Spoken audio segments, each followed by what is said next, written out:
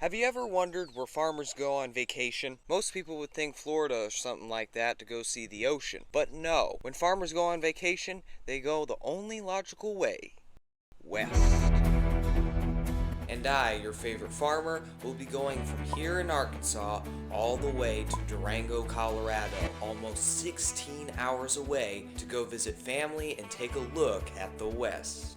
We've been planning this trip for weeks and are finally on the excursion. The passengers include me, my brother, my sister, dad, mom, and grandpa. We are also using our van named Black Beauty, our favorite travel vehicle. We never go on any big road trips without her because of the storage space and seating available. We also brought snacks and things to do on this super long expedition. We started driving at 6 a.m. and didn't stop for a long time. And as we drove, I noticed that the land was getting flatter and flatter and flatter until it was a foreign wasteland. And in this foreign wasteland was very few gas stations. So every time we got out, I made sure to stretch because I definitely didn't want to cramp up on this trip. Ready to go. After many more miles of flatness, we got to our first destination, Pawhuska, Oklahoma, or Pawhuska. I don't really know. My mom really wanted to visit this podunk small town because of the Pioneer Woman's Mercantile. I honestly didn't really know what to expect, but the food there was awesome. Super good. It's really good. Mostly because we were all starving. And after that, we headed up to the bakery to get some dessert. I'm a chocolate chip cookie kind of guy, and I just don't go for that fancy stuff. And once I get a cookie, I have to review it. Look at this great cookie of juiciness.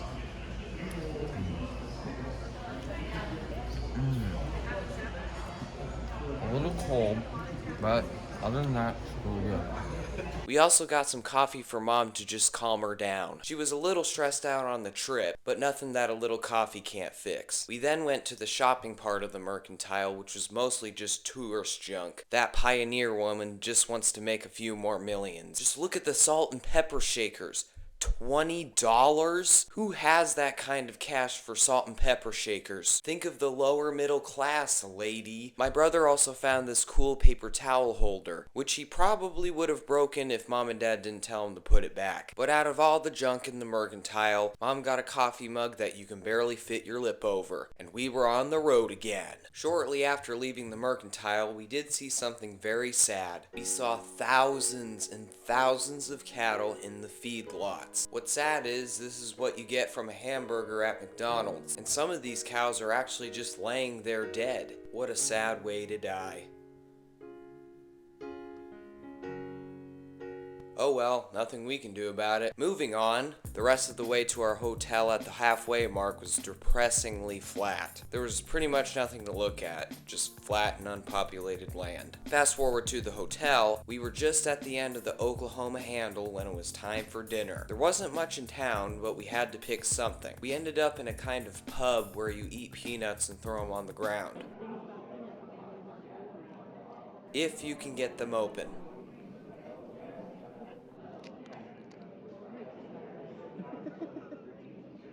Yeah. The food wasn't as good as the mercantiles, but it was filling. So we headed back to our hotel and went to sleep. After a long night in an uncomfortable bed, we were up and out by 6 o'clock driving to Durango. It was just as flat when we crossed the border and went into Mexico. Oh wait, I'm sorry, New Mexico. I scared some of you guys for a second, didn't I? In New Mexico, we stopped at gas stations, went through towns, but then we saw something that we haven't seen for a long time. A hill, then another hill, then another, until we were surrounded by hills, and soon, snow-covered mountains in the distance. And fast forward a little more driving, and we were in the beautiful mountains with creeks, rocky cliffs, and the same tree species for miles on end. Some people say the planet's dying of deforestation. They obviously have never been to Colorado. We then passed through a series of tunnels, which led us to an unfamiliar sight in the middle of May. Snow. Lots and lots of snow. And then soon a snowstorm. Yeah, this is definitely not scary at all, right, Mom? Well, Mom wasn't doing so great. Her hands were starting to shake and she was freaking out. I wish we had some of that coffee right about now. Some of our chip bags exploded from the altitude pressure because it was getting high up. But as soon as the snowstorm appeared, it went away, and we made our way down the mountain. And in the valley, we met the city of Durango, and something I've never seen before in my life. A brown Walmart. Seriously, this Walmart in the middle of the mountains doesn't have a hint of blue on it, which is nuts. And we're from Arkansas, so we know our Walmarts. We then made it to our VRBO where we unloaded the van. Then we made a quick visit to our cousins and then went to bed because we were exhausted.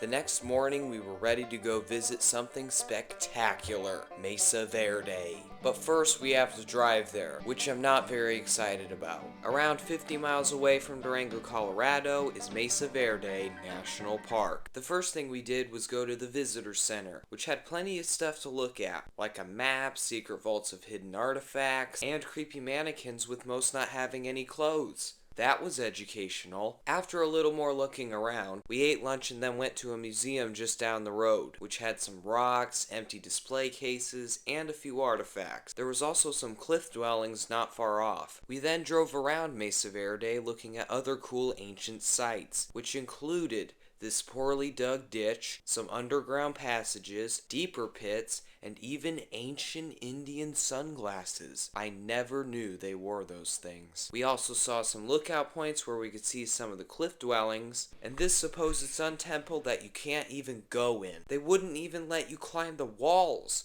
What's up with that? There was a rock you could stand on to take a peek inside, but other than that, all I learned was Indians used concrete to hold their temples together. After a little more driving, we went on the tour down to the cliff dwellings. But before we did, I saw some more prehistoric Indian eyewear. They must have been pretty popular around these parts. After some walking and climbing some ladders, we were down in the cliff dwellings, and they were definitely so much bigger in person. Unfortunately, Grandpa didn't come down because his knees are bad, you know, but we could still see him way high up there. But what I don't understand about these cliff dwellings is, why here? Mesa Verde is completely desolate with little to eat, and the closest body of water is 2 miles away. It's just crazy that the Indians just picked this spot in the middle of nowhere. But although it doesn't make sense, it still is really cool to look at, and the fact that it stood the test of time is pretty amazing. But don't think you're just gonna come here and play house. The park ranger got mad at an old lady for leaning against a wall. They're just very strict about touching this stuff. After climbing back up the cliffs, which is a lot harder than it looked, we headed back and did some more stuff with family and moved on to the next day.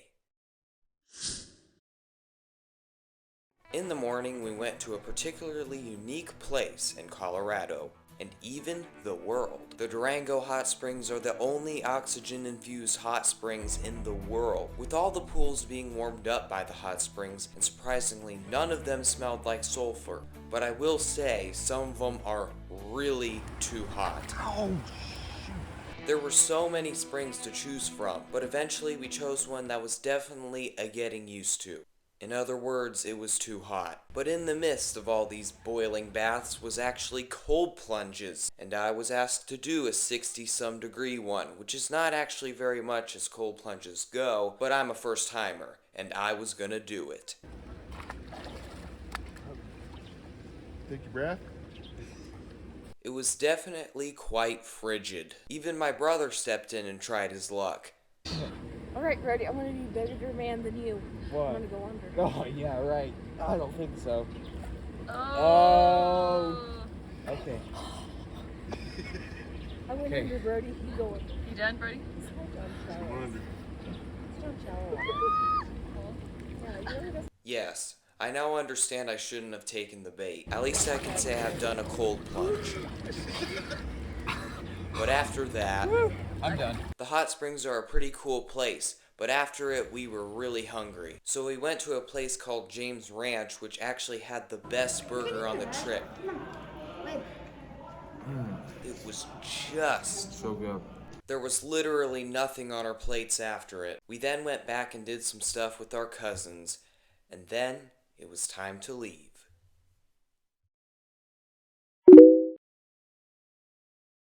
The next morning at 5 a.m., we woke up, packed up, and we were on the road again back to Arkansas at 5:30. It was really sad leaving Durango and all, but we had a farm to take care of at home.